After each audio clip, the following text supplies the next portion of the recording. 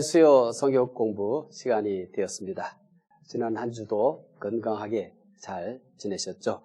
오늘은 제8강 흩어진 나그네가 사는 방법이라는 제목으로 베드로전서 1장 22절부터 25절까지 공부합니다.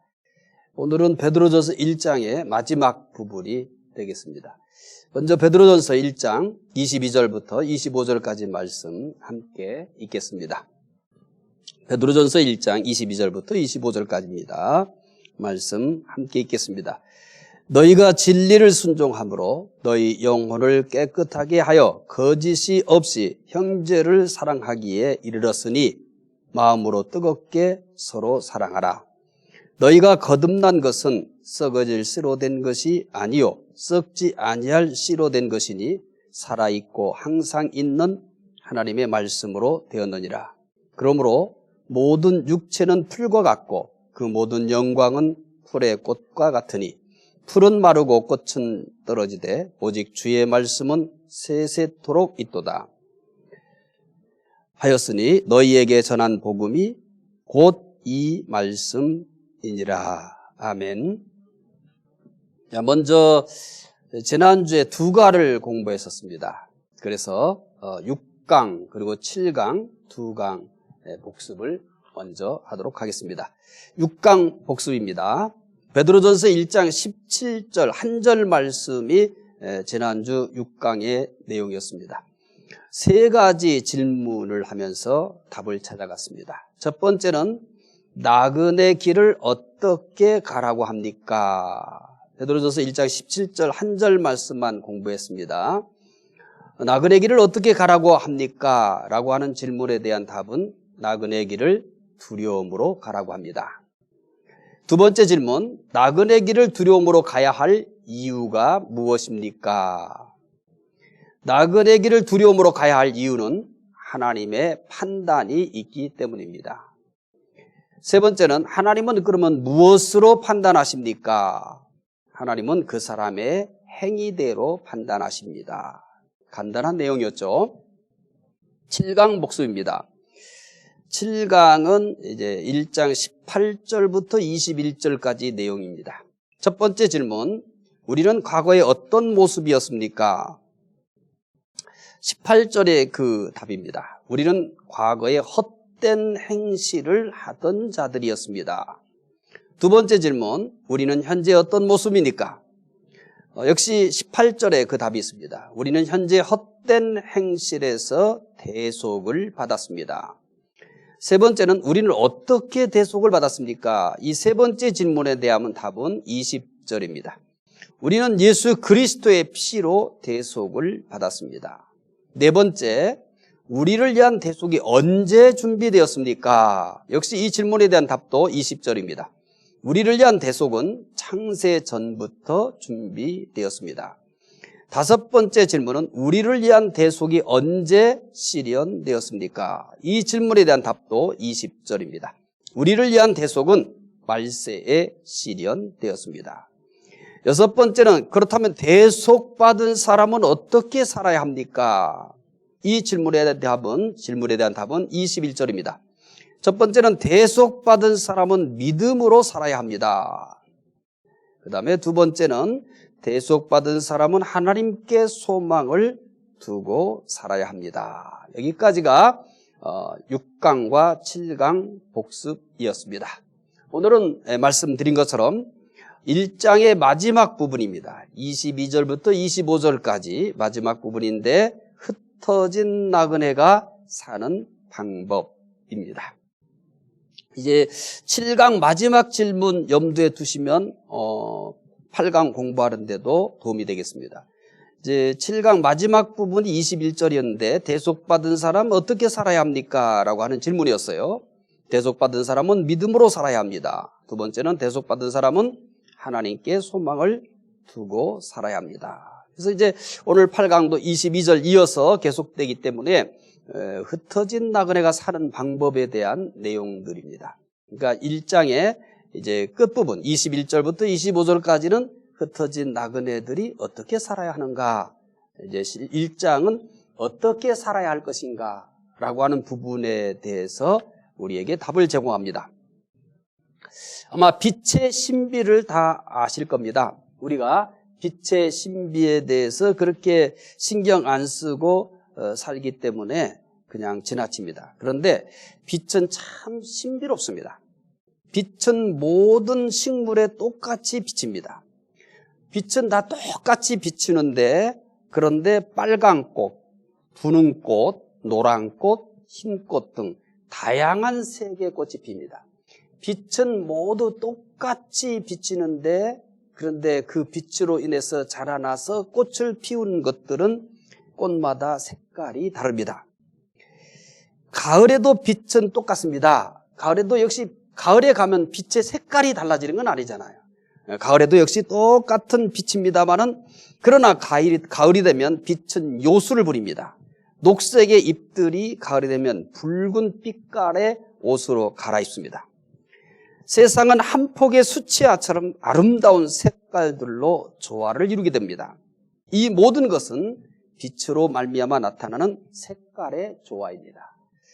만약에 빛이 없다면 이런 다양한 색깔들의 조화는 불가능합니다. 빛이 있기 때문에 그렇습니다. 빛은 분명히 똑같지만 다양한 색깔들을 만들어냅니다. 만약 빛이 없고 어둠만 있다면 세상에 아름다운 색깔의 조화는 없었을 것입니다. 빛이 아름다운 색깔의 조화를 만들어내듯이 아름다운 삶을 만들어내는 것이 있습니다. 아름다운 삶을 만들어내는 것은 사랑입니다.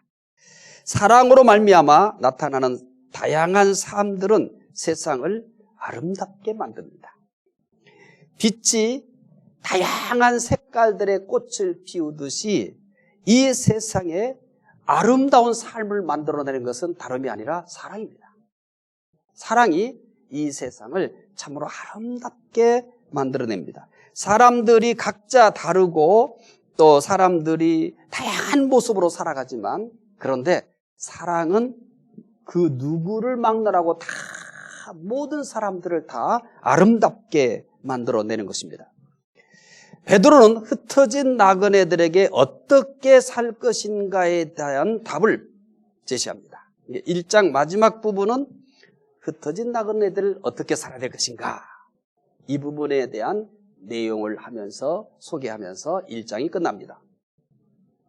믿는 사람들 어떻게 살아야 할까요? 첫째, 흩어진 나그네들은 어떻게 살아야 합니까? 22절 말씀 읽으시면서 흩어진 나그네들은 어떻게 살아야 합니까? 라고 하는 물음에 대한 답을 찾아보시기 바랍니다. 너희가 진리를 순종함으로 너희 영혼을 깨끗하게 하여 거짓 없이 형제를 사랑하기에 이르렀으니 마음으로 뜨겁게 서로 사랑하라. 이제 베드로는 1장을 마무리하면서 흩어진 나그네들 어떻게 살아야 될 것인가 라고 하는 것에 대해서 교훈을 하고 있습니다. 베드로는 흩어진 나그네들에게 사랑하며 살라고 합니다. 흩어진 나그네는 사랑하며 살아야 합니다.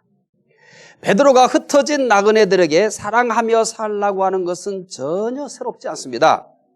성경에서 가르치는 삶의 방법을 딱 한 단어로 요약을 할 수 있습니다. 성경에는 우리가 어떻게 살아야 될 것인가에 대해서 굉장히 다양하게 가르칩니다. 아까 얘기한 것처럼 빛은 하나인데 그 빛으로 인해서 피어나는 꽃들은 다양한 색깔들을 연출해낸다고 그랬습니다. 성경 믿는 사람 어떻게 살아야 되는가? 믿는 사람들의 삶에 대해서 굉장히 다양하게 이야기합니다. 그런데 그것을 딱 한마디로 요약한다면 무엇이라고 얘기할 수 있냐면 사랑이라고 말할 수 있습니다.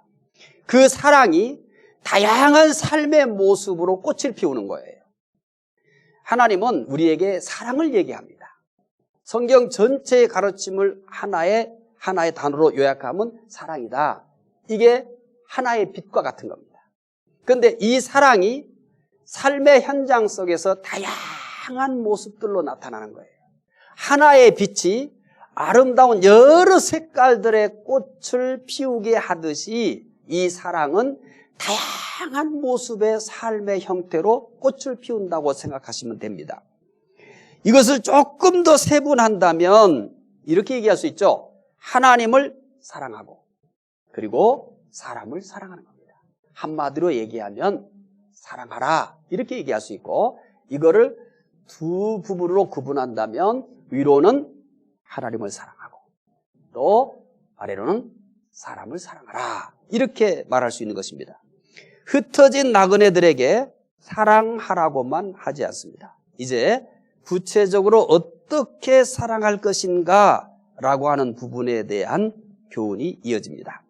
자, 흩어진 나그네들 어떻게 살아야 되죠? 예, 사랑하며 살라고 했습니다. 그러면 이후부터는 어떤 문제들을 다룰 것이냐면, 그러면 어떻게 사랑할 것이냐, 어떻게 사랑할 것이냐, 이 교훈들을 하고 있다고 보시면 됩니다.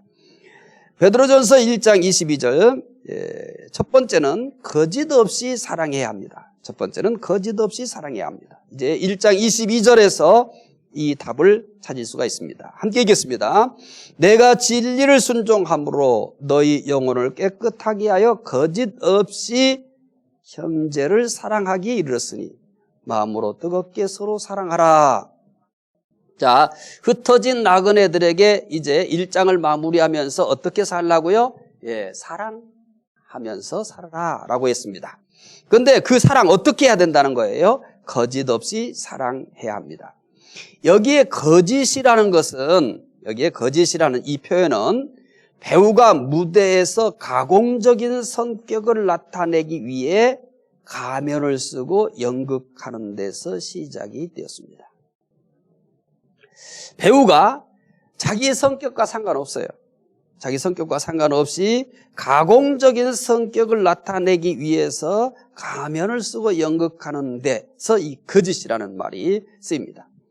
배우는 무대 위에서 나는 지금 현재 이제 무대에 올라서 이제 내가 이 연기를 하지만 나는 실제 지금 굉장히 슬퍼요.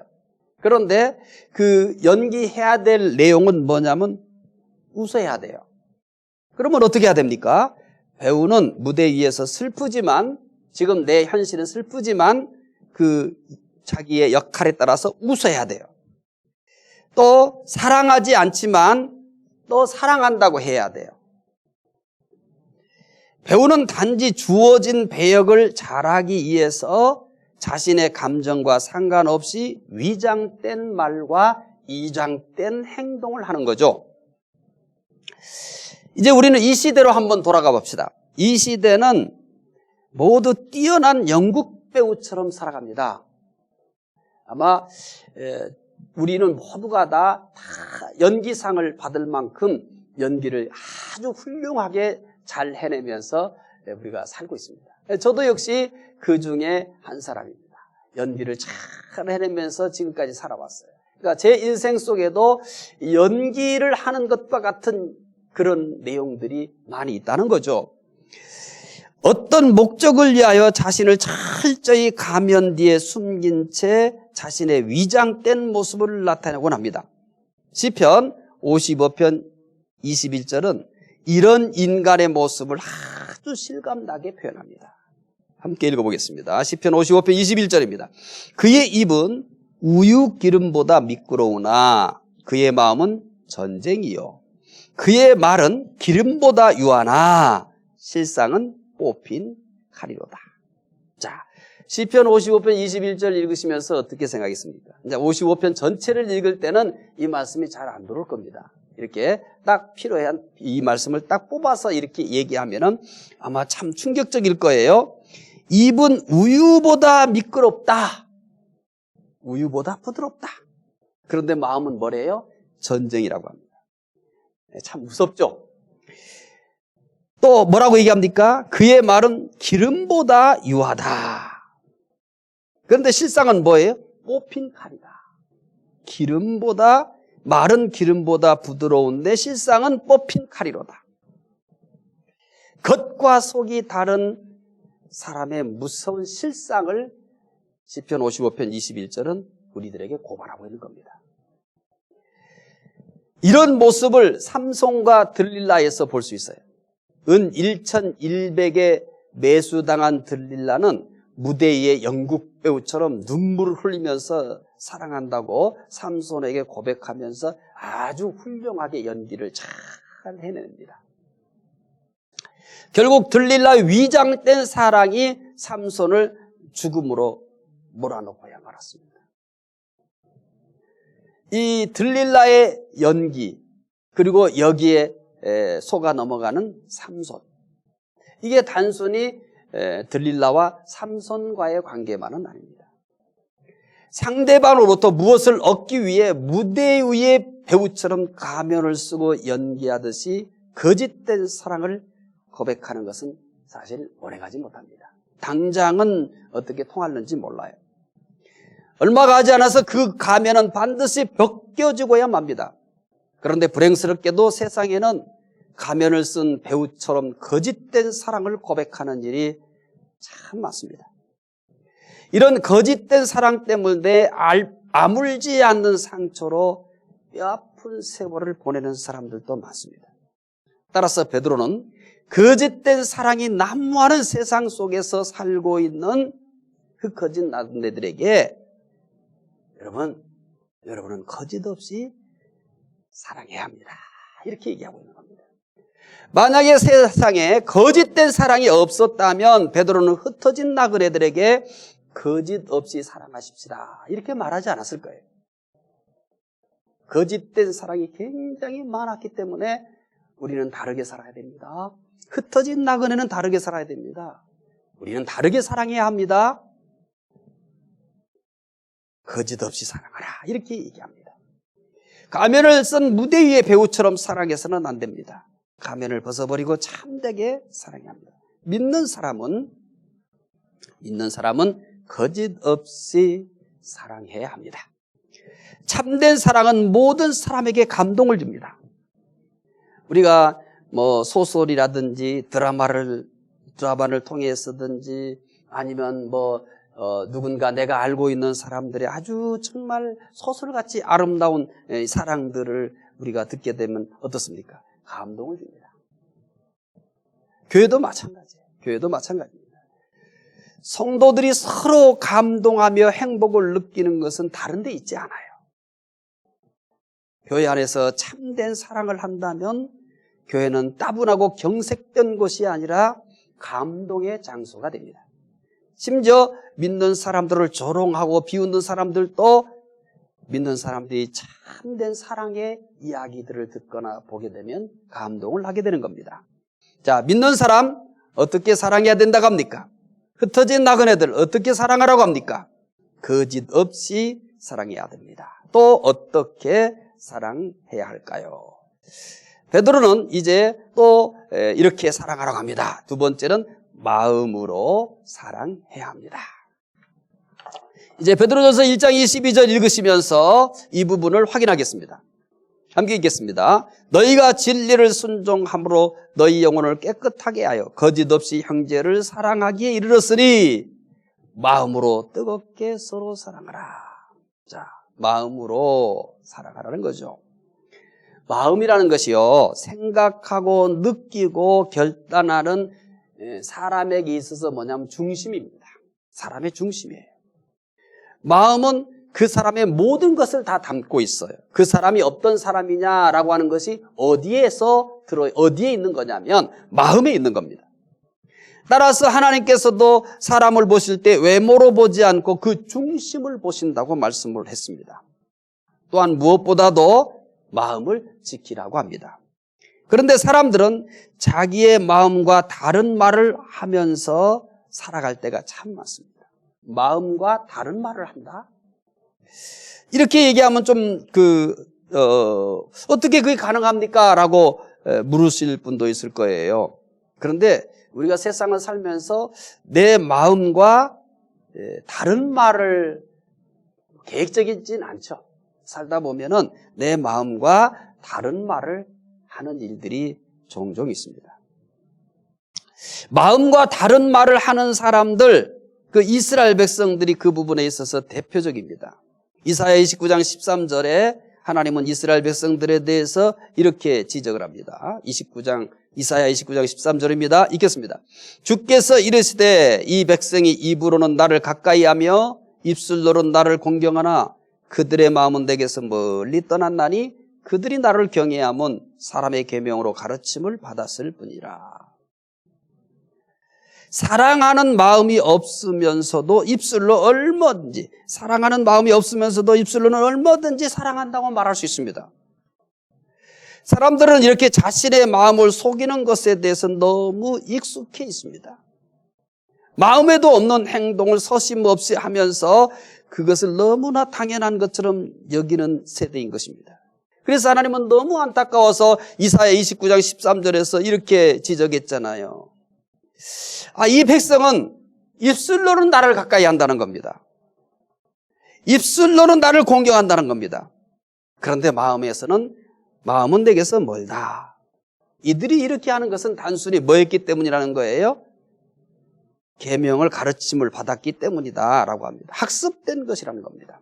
베드로는 마음과 다르게 행동하는 시대에 살고 있는 흩어진 나그네들에게 그들과 다르게 살 것을 권하고 있습니다. 그것은 바로 마음으로 사랑하는 것입니다. 바울 사도는 이 부분에 있어서 우리에게 큰 도전을 주고 있습니다. 바울이 로마 감옥에 있을 때입니다. 바울이 감옥에 갇히면서까지 복음을 전했던 빌립보 교회에서 나쁜 소식이 들려왔어요. 그 나쁜 소식이라는 것은 바울의 매임에 고통을 더하기 위하여 다툼으로 그리스도를 전하는 자들이 있다는 겁니다. 이게 무슨 뜻인고 하니 바울이 지금 로마 감옥에 갇혀 있단 말이에요. 로마 감옥에 갇혀 있는 그 바울을 더 고통스럽게 하기 위하여 복음을 전한다는 거예요. 어떻게 복음을 이렇게 전할 수 있겠습니까? 그런데 내용인즉 그래요. 바울의 매임에 고통을 더하기 위해서 다툼으로 그리스도를 전한다는 겁니다. 자, 바울이 이런 나쁜 소식을 들었어요. 그럼 뭐라고 얘기할까요? 자, 이 기분 나쁜 소식을 들었어요. 그것도 특히 로마 감옥에 있는데 빌립보 교회 안에 그런 일들이 벌어지는 거예요. 이 얼마나 거룩한 일이에요. 복음을 전하는 일이 얼마나 가치 있고 고귀한 일이에요. 그런데 그것을 하는 이유가 로마 감옥에 있는 바울을 더 괴롭게 하기 위해서 복음을 전한다는 겁니다. 이 소식을 접한 바울은 이렇게 얘기합니다. 빌립보서 1장 8절 함께 읽겠습니다. 내가 예수 그리스도의 심장으로 너희 무리를 얼마나 사모하는지 하나님이 내 증인이시라. 참 대단하죠? 예수 그리스도의 심장으로 너희 무리를 얼마나 사모하는지 하나님이 내 증인이라. 빌립보 교회 성도들 중에 어떤 사람들이 이렇게 바울에게 고통을 주기 위해서 다툼으로 그리스도를 전하는 사람이 있다는 소식을 들었는데도 내가 예수 그리스도의 심장으로 너희 무리를 얼마나 사모하는지 하나님이 내 증인이다 라고 합니다. 사람들은 상대적이기 때문에 상대가 나를 미워하면 나는 그를 더 미워하게 됩니다. 상대가 나를 미워해요.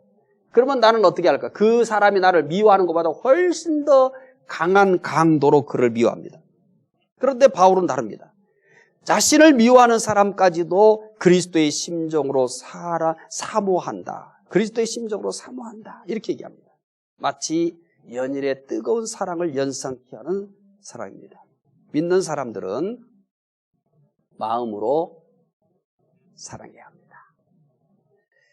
때로는 사랑이 이용당하고 조롱거리가 될 수 있습니다. 그래도 마음으로 사랑해야 합니다. 자, 믿는 사람 어떻게 사랑해야 된다고 했냐면 첫 번째로는 거짓이 없이 사랑해야 된다. 그 다음에 마음으로 사랑해야 된다. 계속해서 베드로는 흩어진 나그네들에게 어떻게 사랑할 것인가를 교훈합니다. 세 번째, 뜨겁게 사랑해야 합니다. 모두 베드로전서 1장 22절에 있기 때문에 여러분 22절 읽을 때마다 자꾸 잘 집중해서 따라오시면 충분히 이해할 수 있습니다. 자, 베드로전서 1장 22절 또 읽겠습니다. 여러분 말씀의 핵심이 되는 부분들은 이렇게 표시가 되어 있기 때문에 잘 따라오시리라고 생각합니다. 읽겠습니다. 너희가 진리를 순종함으로 너희 영혼을 깨끗하게 하여 거짓이 없이 형제를 사랑하기 이르으니 마음으로 뜨겁게 서로 사랑하라. 사랑이라는 말만큼 친근감이 있는 말은 없습니다. 자, 사랑합니다 이렇게 얘기할 때만큼 이 경계심이 없어지는 게 없어요. 그만큼 친근감을 느끼는 것도 없습니다. 그리고 사랑이라는 말만큼 많이 쓰는 말도 없어요. 그러나 사랑이라는 말은 단지 입에 붙은 인사 용어로 전락되어 가고 있지 않나 참 고민스럽습니다. 필요할 때면 언제든지 꺼내어 사용하다가 필요하지 않을 때는, 필요 없을 때는 언제든지 버립니다. 사랑의 의미가 점점 퇴색되어 가고 사랑의 열기가 싸늘하게 식어가고 있는 겁니다. 그러나 성경은 이러한 세상과 다르게 우리에게 어떤 사랑을 하라고 요구하냐면 뜨겁게 사랑하라고 합니다. 뜨겁게라는 말에 대해서 조엣은 보다 높은 음을 내기 위해 바이올린 줄을 팽팽하게 당겼을 때 같은 것으로 이해했습니다. 조금 우리가 생각하는 것은 이 열기가 있어, 온도가 높은 것으로 그렇게 이해하는데, 이 조엣은 이 부분에 대해서 어떻게 설명했냐면 높은 음을 내기에 바이올린 줄을 팽팽하게 당겼을 때와 같은 것으로 이해했고, 그랜필들은 운동선수의 긴장된 탄탄해진 근육과 같은 것으로 이해했어요. 근데 이 둘 다 사실은 이게 팽팽하게 또 탄탄하게 이게 탄력 있는 것을 연상하게 하니까 비슷한 거죠. 결국 뜨겁게 사랑하라는 것은 최선을 다해 사랑하는 것입니다. 또한 끝까지 사랑하라는 것입니다. 우리에게 미움이 있습니까? 미움이 있는 것에 대해서 우리는 생각을 좀 오늘은 바꿔야 되겠어요. 나에게 미움이 있다. 그러면 우리는 보편적으로 내 안에 자리 잡고 있는 미움은 상대가 미운 짓을 했기 때문에 내 안에 미움이 있다고 생각하는 거예요. 자, 그렇게 생각합니다. 그러면 이제 오늘은 조금 더 생각을 넓혀보세요. 내가 미워하는 그 사람이 지금 미운 짓을 해요. 그렇죠? 그러면 이제 우리가 조금 더 생각을 많이 해보세요. 내가 미워하는 사람이 나에게 미운 짓을 해서 미워해요. 그럼 이제 부모들은, 오늘 공부하는 분들은 대부분 부모들이니까 자녀 있잖아요. 내 자녀가 나에게 미운 짓을 한 것이 더 많아요. 내가 지금 정말 도저히 사랑할 수 없다고 그냥 배척을 하는 그 사람이 나에게 미운 짓을 더 많이 해요. 내가 지금까지 자녀를 키웠는데 그 아이가 미운 짓을 더 많이 해요. 안 보이니까 대답을 어떻게 하는지 잘 모르겠습니다. 근데 후자일 거예요. 저도 그래요. 자녀가 훨씬 더 미운 짓을 많이 하는데 미워할 수 없는 것은 자녀라는 사실 하나밖에 없어요. 자녀라는 사실 하나밖에 없어요. 사실 나에게 미운 짓을 해서 내가 어떤 사람을 미워하듯이 미워한다면 세상에는 자녀도 사랑할 수 없어요. 남편도 사랑할 수 없고 아내도 사랑할 수 없어요. 사실은 상대가 미운 짓을 해서 내가 미워한다고 하는 그 사람보다 좀 전에 말씀드린 것처럼 내 아이가 나한테 더 미운 짓을 하고요. 또 부부간에도 서로 미운 짓을 했을 때가 많았는데 그 사람이 훨씬 더 미운 짓을 많이 합니다. 제가 왜 이렇게 여러분들에게 말씀을 드리는 것 같아요? 내가 미워하는 어떤 사람이 미운 짓을 했기 때문에 내가 미워한다고 사람들은 그렇게 다 자기 자신을 설득을 해요. 그러니까 우리는 뭐예요? 서슴없이 당당하게 미워합니다. 정말 그럴까요? 아니에요. 자, 더 많이 미운 짓을 하는 우리 아이는 왜 안 미울까요? 더 많이 미운 짓을 하는 이 부부, 아내나 남편은 왜 내가 미워하는 사람만큼 미워하지 않을까요? 그럼 이것은 어떻게 설득을 하고 싶어요? 한번 나를 설득해 보세요. 내가 누군가를 미워하는데 그 상대를 내가 미워하는 것은 미운 짓을 했기 때문이 아니에요. 내 안에 사랑이 뜨겁지 않기 때문에 그런 거예요. 우리 아이는 내가 나에게 미운 짓을 해서 내가 미워하는 사람보다 나에게 훨씬 미운 짓을 많이 했어요. 근데 그게 기억에도 안 남아요. 기억에도 없어요. 왜 그럴 것 같아요? 실제는 미운 짓을 더 많이 해요. 근데 왜 기억에도 없죠? 왜 내가 미워야지 이런 고민이 안 생기죠? 더 뜨겁게 사랑하기 때문에 그래요. 내가 어떻게 사랑하느냐의 문제이지 상대가 미운 짓을 했기 때문이 아닐 거예요. 근데 우리는 내가 미워하는 것에 대해서 스스로 면죄부를 주고 싶고 그 당연함에 대해서 내가 나를 설득하기 위해서 저 사람 미운 짓을 했어. 그래. 다음부터는 혹시 그런 생각이 들어오면 정말 누가 더 미운 짓을 많이 했을까 하고 나 자신에게 한번 물어보세요.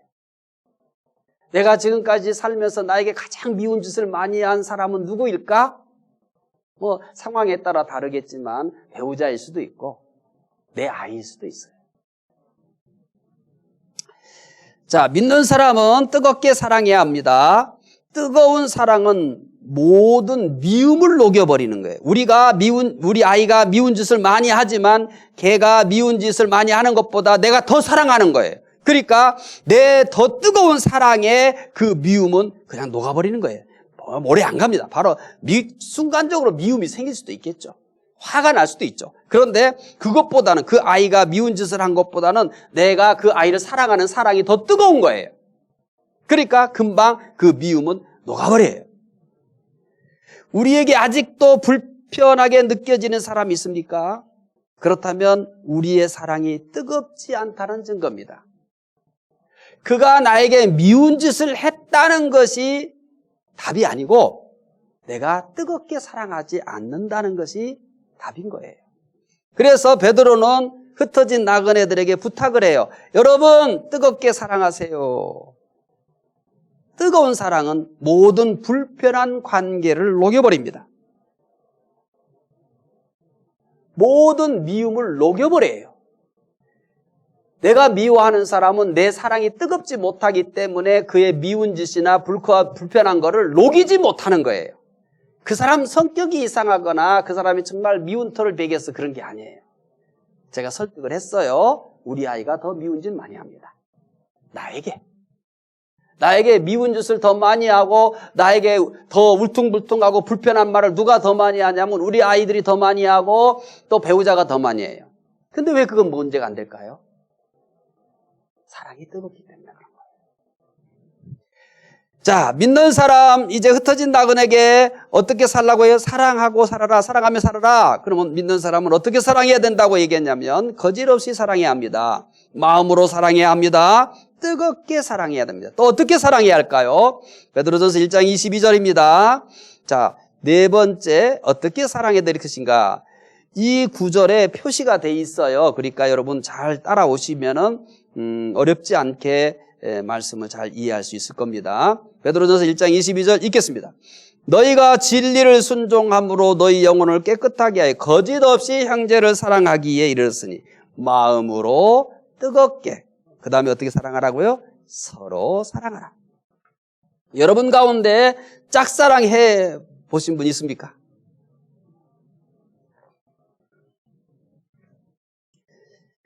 자, 짝사랑은 많은 가슴 아리를 하게 만듭니다. 짝사랑은 아니지만 거의 비슷한 아픔을 주는 사랑도 있어요. 서로 사랑하지만 이런 생각이 들어요. 서로 사랑하는 건 맞아요. 그런데 아무리 생각해봐도 내가 더 사랑하는 것 같아요. 사실은 사랑은 저울질하는 건 아니에요. 근데 우리는 끊임없이 사랑을 저울질해요. 아니면 더 좋고요. 근데 부부도 마찬가지예요. 끊임없이 사랑을 저울질해요. 그래서 내가 더 사랑한 것 같고 저 사람은 나보다 덜 사랑하는 것 같아요. 왜 그런 생각을 할까요? 사랑을 자꾸 저울질하기 때문에 그러는 거예요. 사랑은 저울질하는 게 아니에요. 거래가 아니거든요. 거래가 아니에요. 그런데 우리는 너무 이 세상을 살면서 이 거래에 익숙해졌어요. 이거 뭘 필요한 것을 이제 사고 파는 것에 너무 익숙해졌어요. 거래에 익숙해져 있어요. 그래서 우리가 살면서 사랑도 마치 거래처럼 이해를 하는 거예요. 그래서 힘든 거예요. 사랑은 거래하는 게 아니거든요. 그런데 거래처럼 해요. 내가 더 사랑하는 것 같고 상대는 나보다 덜 사랑하는 것 같아요. 그럼 이렇게 되면 어떻게 갈까요? 너무 힘들어요. 자꾸 실망해요. 자꾸 마음이 아파요. 베드로는 이런 그 흩어진 나그네들에게 더 멋진 사랑에 대해서 얘기해요. 그래서 이렇게 얘기합니다. 서로 사랑하라고 말합니다. 사랑은 서로 사랑해야 아름답습니다. 서로 사랑하면서 절대 사랑은 저울질하지 마세요. 그래서 베드로는 흩어진 나그네들에게 여러분 서로 사랑하세요 라고 말하는 겁니다. 믿는 사람은 서로 사랑해야 합니다. 서로 사랑하는 사람들의 모임은 다른 어떤 것이 없어도 행복해요. 서로 사랑을 느껴요. 그러면 가장 행복합니다. 사람들은 이것을 모릅니다. 그렇기 때문에 교회에서 이 프로그램, 저 프로그램을 찾아요. 끊임없이 교회가 왜 프로그램을 찾는가? 이것을 가지고 사람들이 행복해질 거라고 생각하는 거예요. 아니에요. 프로그램은 재미있게 할 수 있지만 행복하게 하지는 못해요. 프로그램은 재미를 줄 수 있지만 행복을 줄 수는 없어요. 연인 간에 행복하다고 고백하는 이유가 무엇입니까? 상대방에게 있는 지위나 명성이나 경제력 때문입니까? 절대 아닙니다. 연인 간에 행복하다고 고백하는 이유는 딱 하나밖에 없어요. 그게 뭐예요? 사랑입니다. 교회도 마찬가지예요. 교회도 마찬가지예요. 화려한 프로그램 때문에 행복을 느끼는 사람은 없어요. 재미는 느낄 수 있어요. 그래서 이렇게 얘기해요. 아, 참 재밌었어. 자, 어떤 프로그램이 끝났어요. 그 다음에 이렇게 얘기해요. 참 재밌었어. 좋은 프로그램은 재미있을 수 있어요. 그러나 교회는 가족이에요. 무엇으로 행복해지냐면 서로 사랑함으로 행복해집니다. 교회가 서로 사랑해요. 서로 사랑하는 모습이 이렇게 보여요. 그랬을 때 교회는 참 행복하고 아름답습니다. 서로 사랑합시다. 서로 사랑하기 때문에 우리의 모임에 행복이 가득했으면 합니다. 서로 사랑하기 때문에 얼굴만 보아도 행복할 수 있는 공동체가 되었으면 합니다. 흩어진 나그네들 어떻게 살아야 합니까? 사랑하며 살아야 합니다. 어떻게 사랑해야 합니까? 그 네 가지를 얘기했었어요. 다 어디에 있는 말씀이에요? 1장 22절에 있는 거예요. 거짓이 없이 사랑하라고 합니다. 마음으로 사랑해야 합니다. 뜨겁게 사랑해야 합니다. 서로 사랑해야 합니다. 흩어진 나그네들이 사랑하며 살아야 될 이유가 뭡니까? 자, 어떻게 살아야 돼요? 사랑하면서 살아야 돼요. 어떻게 사랑해야 돼요? 그리고 이제 다음 주제는 뭐냐면 흩어진 나그네들이 사랑하며 살아야 될 이유가 뭡니까? 두 번째는 사랑하며 살아야 될 이유가 뭡니까? 첫 번째는 어떻게 살아야 된다고요? 사랑하며 살아야 된다. 두 번째 질문은 사랑하며 살아야 될 이유가 뭡니까? 흩어진 나그네 첫 번째 어떻게 살아야 돼요? 사랑하며 살아야 됩니다.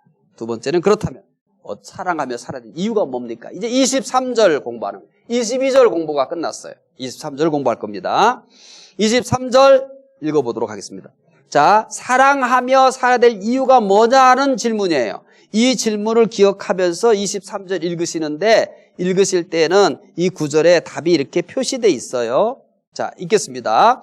너희가 거듭난 것은 썩어질 씨로 된 것이 아니요 썩지 아니할 씨로 된 것이니 살아있고 항상 있는 하나님의 말씀으로 되었느니라. 우리가 이렇게 자꾸 22절과 연계시켜서 하게 되면 시간이 길어져서 22절 끝나면 다음 절로 넘어가요. 그래서 이어지는 것에 대해서 연계성이 조금 떨어지는 아쉬움이 있습니다. 22절은 무슨 얘기였어요? 어떻게 살아야 될 것인가? 어떻게 살아야 될 것인가의 핵심은 뭐였어요? 사랑하며 살아야 된다. 이 얘기예요. 그러면 이제 23절에서 이 얘기를 하는 거예요. 그러면 사랑하면서 살아야 될 이유가 뭐예요? 이 얘기인 거예요. 사랑하며 살아야 될 이유 찾았습니까? 자, 22절에서 사랑하며 살아야 될 것에 대해서 이렇게 얘기했어요. 그렇죠? 그리고 이제 23절 바로 이어지는 말씀이 이게 너희가 거듭난 것은 갑자기 주제가 바뀌잖아요. 22절에는 흩어진 나그네 어떻게 살아야 돼요? 사랑하면서 살아야 돼요. 그런데 23절에 가서 갑자기 22절에서 사랑하면서 살라고 하더니 23절에서 갑자기 거듭난 것은 이렇게 얘기하잖아요. 사랑하며 살아야 될 이유입니다. 거듭났기 때문에 사랑하며 살아야 됩니다. 우리가 사랑해야 할 이유는 거듭난 존재이기 때문입니다. 거듭난다는 것은 다시 태어나는 것입니다. 우리의 탄생은 두 가지의 탄생이 있어요. 부모로부터 탄생하는 육적인 탄생이 있어요. 육적인 부모로부터. 그 다음에 하나님으로부터 다시 태어나는 영적인 탄생이 있어요. 따라서 거듭난 사람들은 새로운 존재가 된 거예요. 새로운 존재가. 자, 육적인 탄생은 존재의 시작이에요. 육적인 존재의 시작이에요. 부모로부터 태어나는 것은 존재의 시작이에요. 없었던 존재가 출현한 거예요. 근데 영적인 탄생은 없던 존재가 출현하는 게 아니고 존재의 변화. 자, 다시요. 부모로부터 탄생하는 것은 이제 존재가 시작된 거예요. 근데 하나님으로부터 탄생하는 영적인 탄생은 뭐예요? 존재는 그대로 있어요. 새로운 존재가 된 거예요. 그러나 기억해야 될 것이 있어요. 거듭난다고 그들이 환경도 바뀌는 것은 아니에요. 아마 여러분들은 이미 잘 이해하고 계실 거예요. 저는 이걸 잘 이해하지 못했어요. 이 거듭난다라는 것은 제 자신이 다 거듭나고 또 주변의 환경도 이렇게 다 바뀌는 줄 알았어요. 그게 참 힘들었어요. 근데 거듭난다는 것은 그들의 환경까지 바뀌는 것은 아니에요. 그들의 환경은 아무것도 바뀌지 않습니다. 거듭났다고 해서 그 사람의 주변 환경이 싹 변해버리고 그 주변에 있는 사람들이 변해버리는 그런 걸 얘기하지 않아요. 거듭나기 전과 동일하게 온갖 유혹들이 끊임없이 미소를 짓고 있습니다. 오히려 거듭난 후에 그 유혹은 더 강해질 것입니다. 거듭난 사람은 환경이 아무것도 달라지지 않았어도 다른 방법으로 살아야 됩니다. 거듭나기 전에 모든 방법을 버려야 됩니다. 거듭난 사람은 새로운 방법으로 살아가야 되는 것입니다. 자, 이렇게 생각하시면 돼요. 이제 엄마 뱃속에 있던 아이가 땅에 이제 세상에 딱 태어났어요. 그러면 사는 방법이 똑같아요? 달라요? 다르잖아요. 딱 세상에 태어나는 순간부터 그 아이는 사는 방법이 달라지는 거예요. 존재는 똑같아요. 근데 뭐가 달라진다고요? 사는 방법이 달라져요. 영적으로 탄생하는 것도 마찬가지예요. 영적으로 탄생하는 것도 나라고 하는 존재는 똑같아요. 엄마 뱃속에 있는 아이나 또 이 세상에 태어난 아이나 존재는 똑같아요. 근데 뭐가 달라진다고요? 삶의 방식이 달라지는 거예요. 영적인 탄생도 마찬가지예요. 지금 나라고 하는 사람의 존재는 똑같아요. 근데 뭐가 달라져야 돼요? 사는 방법이 달라져야 되는 겁니다. 거듭난 사람은 거듭났다라고 하는 것은 이제부터 어떻다는 얘기냐면 다른 방법으로 산다는 거예요. 아이가 딱 세상에 태어나는 순간부터 이제 사는 방법이 달라지는 것처럼 영적으로 태어나는 사람도 이제 거듭난 순간부터 사는 방법이 달라지는 거예요. 거듭나기 전에는 세상의 방법으로 살았어요. 그러나 거듭난 사람은 이제 하나님의 방법으로 살아가는 겁니다. 따라서 거듭난 사람은 세상의 방법과 하나님의 방법 사이에서 갈등과 충돌이 생기는 겁니다. 이것은 마치 도도하게 흐르는 강물을 거슬러 올라가는 것과 같은 그런 충돌이에요. 성경은 이것을 뭐라고 표현했냐면 세상과 원수가 된다라고 표현을 했어요.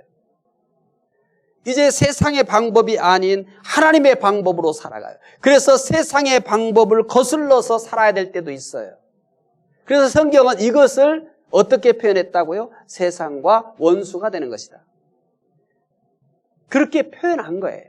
그러니까 세상의 방법과 하나님의 방법이 부딪힐 때가 있어요. 다를 때가 있어요. 이게 수평선을 이렇게 똑같은 선을 이룰 때도 있죠. 근데 거슬러야 하는 일들이 많아요. 거슬러야 하는 일들이. 그래서 이것을 이런 것들을 가르쳐서 이제 우리가 하나님을 섬기려고 하면은 이제 하나님을 또 믿는 사람답게 살려고 하면 세상과 정면 충돌해야 되는 일들이 생겨요. 근데 매사 모든 일들이 그런 건 아니에요. 모든 일이 그런 건 아니에요. 근데 그렇게 정면 충돌을 해야 되고 거슬러야 될 일들이 생겨요. 이런 부분들을 놓고 성경은 뭐라고 얘기냐면 세상과 원수가 되는 것이다라고 표현을 한 거예요.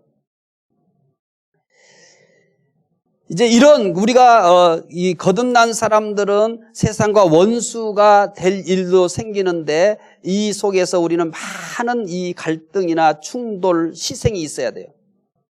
그렇다면 이 싸움에서 믿는 사람의 무기는 무엇일까요? 베드로는 이 싸움의 무기로 뭘 제시했어요? 사랑을 제시한 겁니다. 온갖 무기로 다 무장한 세상에 대해서 거듭난 사람들의 무기가 얼마나 무력해 보입니까? 믿는 사람의 그 삶의 대표적인 방법이 뭐라고 그랬어요? 사랑이에요. 그래서 이 세상에 대해서 사랑을 가지고 살아간다는 것이 얼마나 힘이 없어 보이고 무력해 보입니까? 골리앗과 다윗의 모습과 비교할 수 있을까요? 아니면 바람 앞에 등불이라고 표현하는 것이 더 이해하기 쉬울까요? 아무튼 전혀 승산이 없는 싸움 같아 보입니다. 그러나 예수님은 온갖 죄로 인류를 정복한 사탄을 무엇으로 이겼습니까? 칼로 이겼습니까? 총으로 이겼습니까? 핵폭탄으로 이겼습니까? 아닙니다. 사랑입니다. 십자가에 못 박혀 죽으시는 사랑으로 온갖 죄로 인류를 정복해버린 사탄을 물리치고 모든 사람에게 구원을 주시는 승리를 주셨어요. 예수님이 이 세상에서 우리를 구원하신 것은 무엇이었습니까? 사랑이에요. 하나님께서 인류를 구원하신 게 뭐예요? 사랑이에요. 그래서 우리에게도 얘야 너도 사랑으로 살아. 하나님의 세상을 이처럼 사랑하사 독생자를 주셨다고 그랬잖아요. 예수님께서 우리의 죄를 대신해서 십자가에 죽으신 이것을, 이 사역을 우리는 한마디로 표현해서 뭐예요? 우리를 사랑하신 것이죠. 하나님도 세상을 구원하는 방법이 사랑이었고 예수 그리스도께서 십자가에 죽으시는 것도 결국은 사랑의 절정이라고 보시면 됩니다. 사랑으로 죄를 이기신 예수님은 그의 백성들에게도 사랑으로 세상을 이기라고 하는 겁니다. 오늘 본문의 베드로는 다시 이 사실을 반복하고 있습니다. 온갖 죄로 타락한 사람들 속에 살고 있는 거듭난 사람들에게 사랑하며 살라고 말씀하고 있습니다. 사랑은 거듭난 사람들의 사는 방법이기 때문입니다. 우리는 지금 두 번째 주제가 뭔지 아시죠? 사랑하며 살아야 될 이유가 뭡니까? 이유는 뭐예요? 거듭났기 때문에 그래요. 거듭나셨습니까? 거듭나셨으면 사랑하며 사십시오. 거듭난 사람의 삶의 방법은 사랑입니다. 흩어진 나그네들이 어떻게 살아야 됩니까? 첫 번째는 사랑하며 살아야 된다라고 했습니다. 어떻게 사랑하며 살라고 그랬어요? 거짓 없이 사랑해야 되고요, 마음으로 사랑해야 되고, 뜨겁게 사랑해야 되고, 서로 사랑해야 된다고 그랬어요. 그러면 흩어진 나그네들이 사랑하며 살아야 될 이유는 뭐라고 그랬습니까? 거듭났기 때문에. 첫째는 어떻게 살아야 됩니까? 사랑하며 살아야 됩니다. 그게 22절이에요. 23절에 가서 그럼 왜 우리가 사랑하며 살아야 됩니까? 흩어진 나그네들은 거듭났기 때문에. 그러면 세 번째, 믿는 사람들은 무엇으로 거듭났습니까? 자, 잘 따라오고 계시죠? 예, 조금만 여러분이 집중하시면 말씀을 이해하는데 그렇게 어렵지는 않습니다. 자, 사람들은 무엇으로 거듭났습니까? 첫째, 어떻게 살아야 됩니까? 사랑하며 살아야 됩니다. 22절, 23절. 그러면 왜 사랑해야 됩니까? 너 거듭났기 때문에.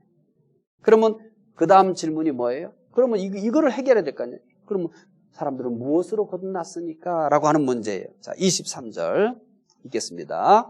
너희가 거듭난 것은 썩어질 씨로 된 것이 아니요 썩지 아니할 씨로 된 것이 살아있고 항상 있는 하나님의 말씀으로 되었느니라. 자, 믿는 사람들은 썩지 아니할 씨로 거듭났습니다. 이 23절의 얘기예요. 믿는 사람들은 썩지 아니할 씨로 거듭났습니다. 그럼 이제 해결해야 될 것이 이거죠. 썩지 아니할 씨는 뭐냐 이거죠. 썩지 아니할 씨는 말씀입니다. 믿는 사람들은 결국 그러면 뭘로 거듭났다는 얘기가 되죠? 말씀으로 거듭났습니다. 베드로는 썩어질 씨와 썩지 아니할 씨로 대조하고 있습니다. 썩어질 씨는 육체적인 것을 말합니다. 육체 가운데 썩지 아니할 육체는 없는 것입니다. 모든 육체는 썩어서 흙이 됩니다. 따라서 창세기 3장 19절에서 너는 흙이니 흙으로 돌아갈 것이니라 라고 했습니다. 베드로전서 1장 24절에서도 모든 육체는 풀과 같고 그 모든 영광은 풀의 꽃과 같으니 풀은 마르고 꽃은 쩔어지되 라고 하였습니다. 따라서 썩어질 육체로는 도저히 거듭날 수 없다는 거예요. 이거를 얘기하고 싶은 겁니다. 썩어질 것으로는 거듭날 수 없다는 거예요. 거듭나는 것은 썩지 아니할 말씀으로만 가능하다는 것입니다. 그렇다면 말씀이 어떻게 거듭나게 할 수 있습니까? 첫째, 말씀은 살아있기 때문에 사람을 거듭나게 합니다. 베드로전서 1장 23절 다시 보세요. 너희가 거듭난 것은 썩어질 씨로 된 것이 아니요 썩지 아니할 씨로 된 것이니 살아있고 항상 있는 하나님의 말씀으로 되었느니라. 말씀은 살아있고 라고 했습니다. 말씀은 살아있기 때문에 사람을 거듭나게 합니다. 생명이 없는 것이 생명을 낳을 수는 없습니다. 오직 생명이 있는 것만이 생명을 낳을 수 있습니다.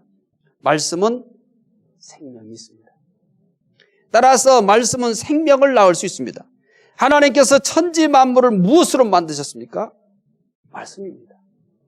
하나님은 말씀으로 하늘과 땅과 빛과 어두움, 궁창, 육지와 바다, 해, 달, 별, 땅의 모든 동식물, 물속의 물고기, 하늘의 새 그리고 사람을 만드셨습니다.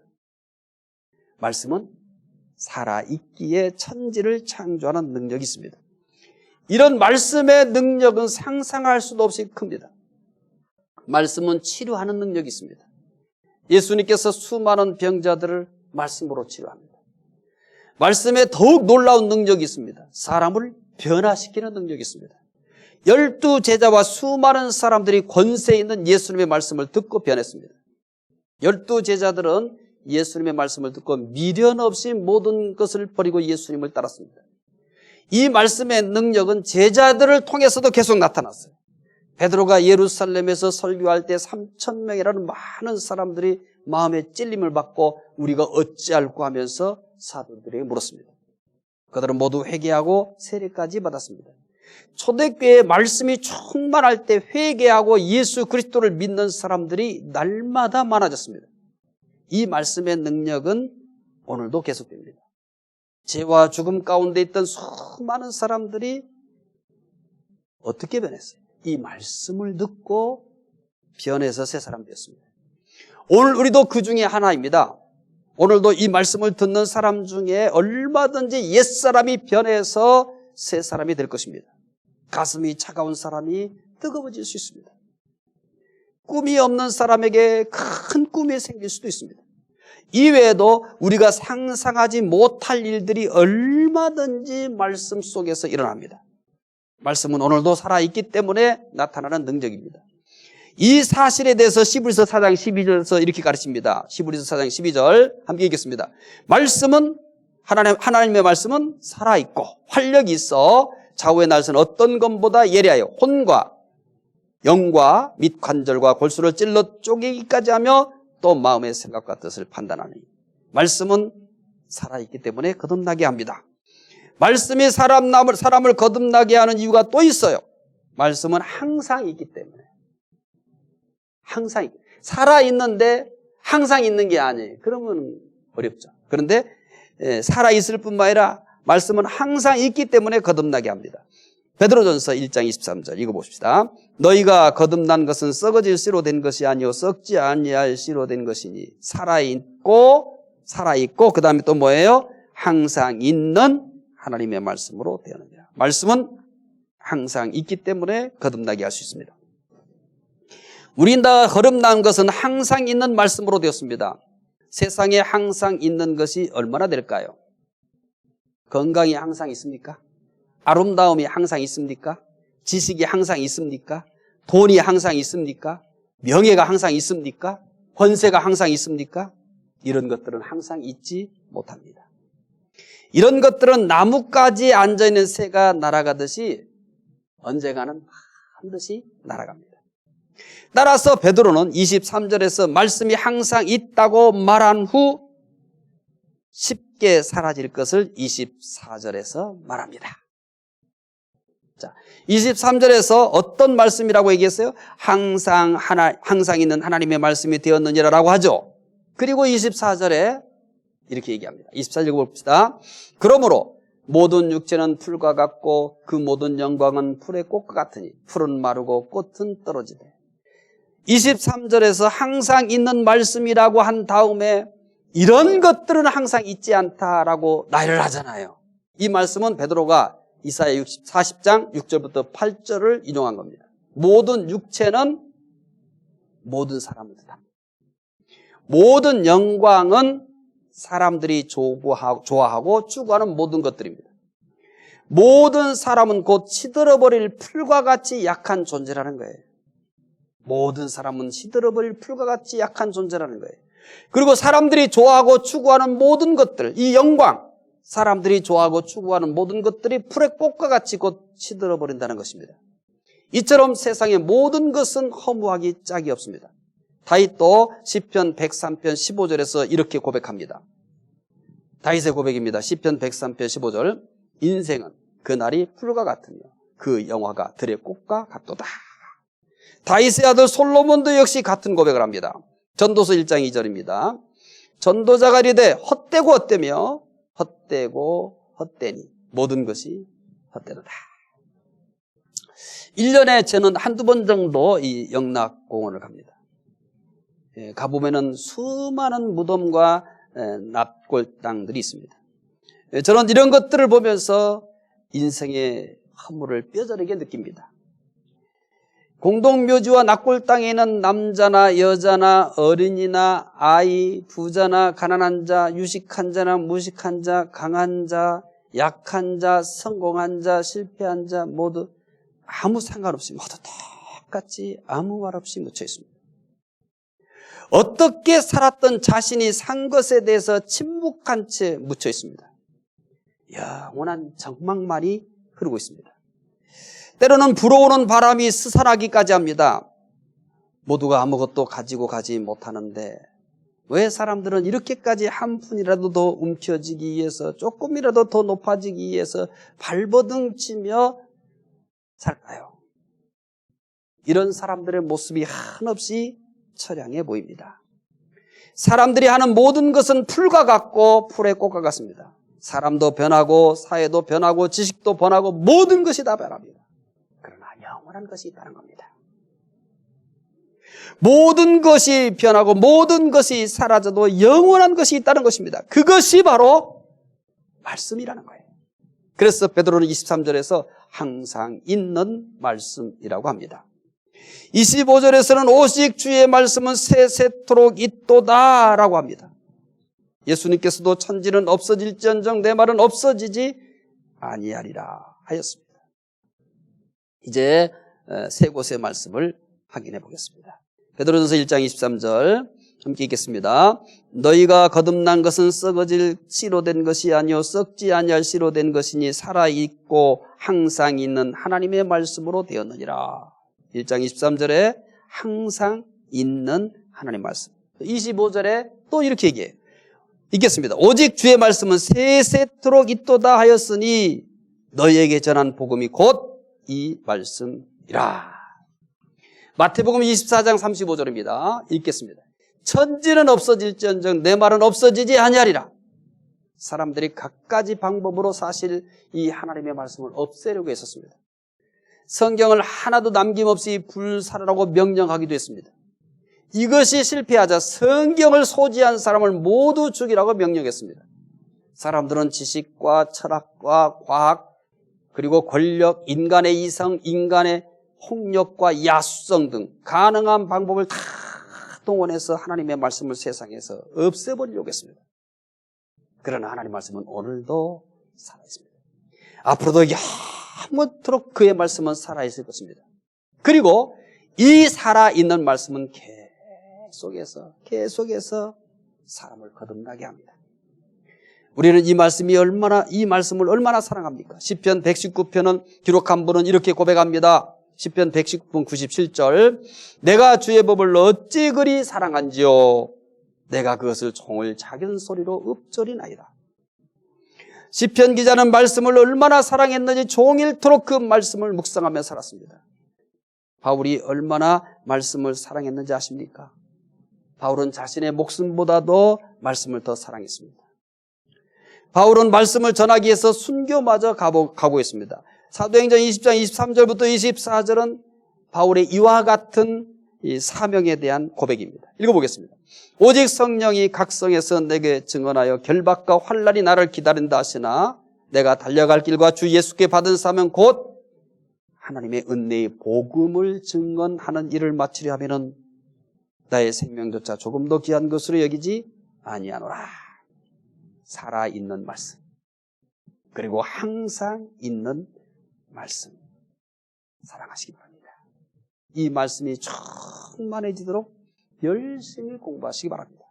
특별히 우리가 부득이해서 이렇게 온라인 수요 성경 공부를 시작을 했습니다마는 하나님이 또 이것을 통해서 어떻게 역사하실지 누가 압니까?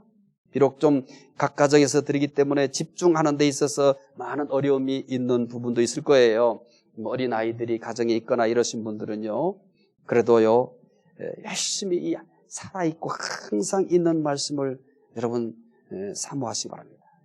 이 온라인 수요 성경 공부 열심히 집중해서 하시다 보면 어느 시간에 하나님께서 이 말씀을 사용하셔서 우리를 갖다가 뜨겁게 만드실 줄 모르는 겁니다.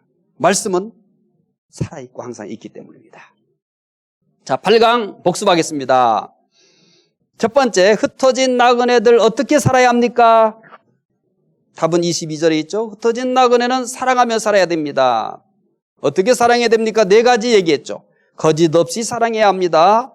두 번째는 마음으로 사랑해야 합니다. 세 번째는 뜨겁게 사랑해야 됩니다. 네 번째는 서로 사랑해야 됩니다. 다 22절에 있는 말씀입니다. 사랑하며 살아야 될 이유가 뭡니까? 두 번째 질문이에요. 이것은 23절에 있습니다. 사랑하며 살아야 될 이유가 뭐예요? 거듭났기 때문에 사랑하며 살아야 합니다. 세 번째 질문 이거였어요. 믿는 사람은 무엇으로 거듭났습니까? 23절에 있습니다. 믿는 사람들은 말씀으로 거듭났습니다. 말씀은 살아있기 때문에 사람을 거듭나게 합니다. 말씀은 항상 있기 때문에 거듭나게 합니다. 오늘 여기까지 공부하도록 하겠습니다. 오늘로써 베드로전서 1장 벌써 마쳤습니다. 다음 주에는 이제 베드로전서 2장, 다음 주는 베드로전서 2장을 이제 공부하게 될 것입니다. 1장을 통해서도 하나님께서 우리에게 역사해 주셨습니다만 또 2장을 통해서 하나님이 어떤 보물들을 준비해 놨는지 기대하고 사모해 보시기를 바랍니다. 기도하겠습니다. 하나님 감사합니다. 오늘로써 베드로전서 1장을 모두 다 공부할 수 있도록 이렇게 인도해 주셔서 감사합니다. 1장을 통해서 우리에게 주신 은혜 마음에 잘 새기게 해주시고 또 다음 주부터 이제 베드로전서 2장을 새롭게 공부합니다. 2장을 통해서 하나님께서 우리에게 주시기 위해서 예비해 놓으신 은혜들을 사모하게 하시고 2장에서 더 큰 은혜, 더 놀라운 진리들을 하나님께서 선물로 주실 줄 믿습니다. 감사하며 예수님 이름으로 기도드리옵나이다. 아멘.